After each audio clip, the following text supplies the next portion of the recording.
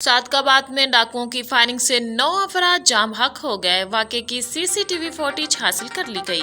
Video में अंदर gang के कारिंदों को वाज़ेह तौर पर फायरिंग करते हुए देखा जा सकता है। 3 डाकुओं ने पेट्रोल पंप मालिक और साथियों से भत्ता तलब किया। तकरार पर डाकुओं ने पेट्रोल पंप मालिक और साथियों पर फायरिंग कर दी। मुर्जमान सड़क के इतराफ में फायरिंग करते हुए मोटरसाइकिल पर फरार हो गए।